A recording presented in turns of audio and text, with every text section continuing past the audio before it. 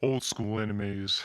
Old school animes. Where the storyline is almost fast as a snail, and years and decades later, people will say this is a masterpiece. So it took me 1 to 2 years to finally start watching this show. This show is like a combination of like Origaru mixed with Toradora mixed with Steins Gate.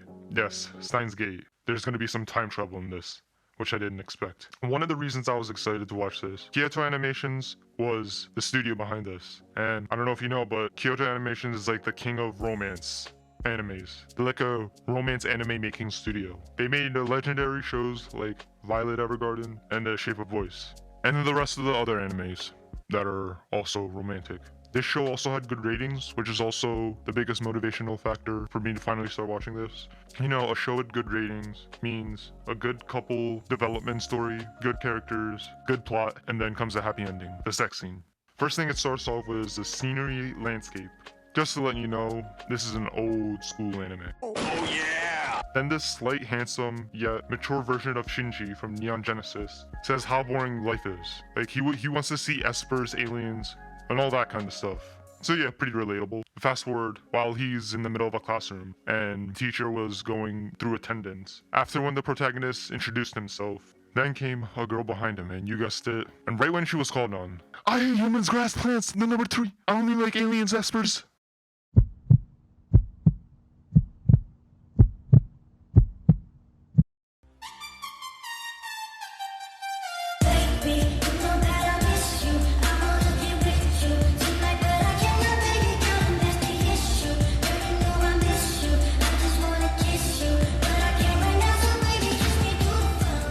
So right after when Kyon finished his pants, they started talking and gets forced to join her club that she made in school. Basically the I Hate Humans club. This club was about finding espers, aliens, and then I swear, the turning point of every lonely high school anime boy is when they get forced to join a club. So for you high school, middle school kids, join a club, you'll probably find the love of your life. First couple of things they did, they found a room with this little quiet girl in the corner of the room, of course. And they added more members to the club. And then you'll slowly start to realize Haruhi is a bossy. So for a couple episodes, they try to find ways for them to gain clout for their club, the SOS Brigade. The SOS Brigade. And I can't tell you how many times I've seen this girl Haruhi forcefully rape, forcefully strip Mikuru. You'll see this a lot. You'll see this just as much as Sakura hating on Naruto and loving Sasuke. You'll see it very frequently. Almost at this point, this is when I almost stopped watching the shit. So all the members that just joined, and the main girl, Haruhi, they're not humans. Mikuru is a time traveler, Koizumi is an esper, Haruhi is like their god, and Nagato is like a second place god. A good amount of time you see, when Haruhi's not there, the other members of the club tell Kyon how Haruhi's like a god to them, and that how they always have to keep her happy. And these members are like basically trying to arrange marriage Kyon and Haruhi. Sometimes. Actually a lot of times. The rest of the time they were just hanging out, doing things like I don't really care about. For a good amount of times I was just on my phone.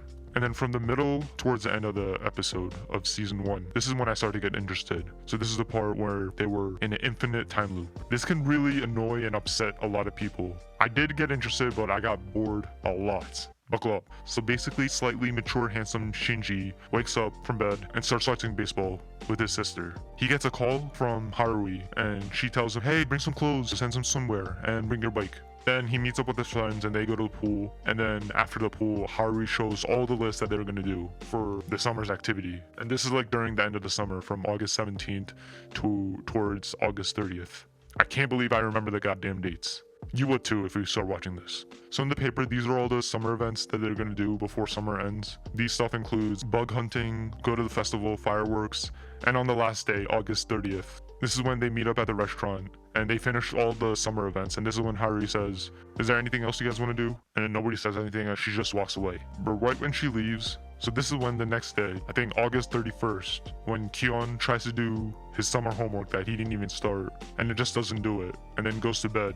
So this is when things rewind. So the next episode, it's basically the same thing. Kyon wakes up, gets a call from Haruhi. They go to the pool, then they do the summer stuff, bug hunting, festival, fireworks, and then meet up at the restaurant. They finish the stuff. Haruhi says, anything else you guys want to do? Nobody says anything. Haruhi leaves. The next day, Kyon doesn't do homework, goes to bed, and then rewinds and rewinds and rewinds. This took 10 episodes. After the first season finished, even the next season, the first couple episodes were like this. There was some slight difference in what they did, but most of them, it was the same 10 episodes back to back to back. Same scenes, same dialogue. Like, I didn't even have to look at the subtitles because I knew what they were gonna say. And in that time looping process, I forgot to bring this up, the other members, they get aware that they are in a time loop.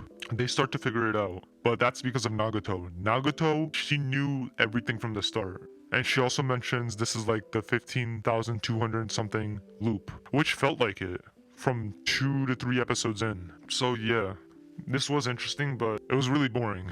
Like, feel free to take out your phone, get a snack, or worse, do homework. Even though these episodes repeated a lot, the story wasn't bad. You were always on the edge of your seat, kinda. When will this loop stop?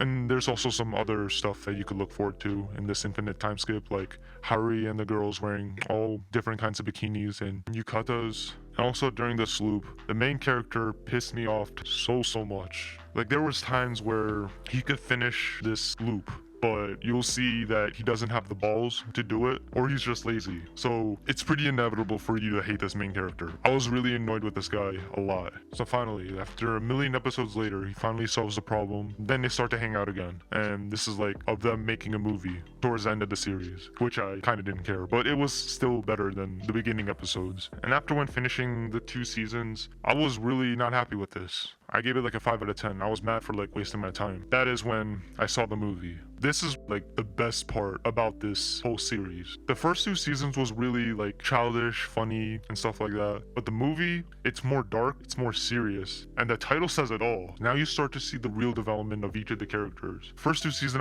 I honestly thought I wasted my time. But going into this movie, it was worth it. Alright, well, time to go on my phone.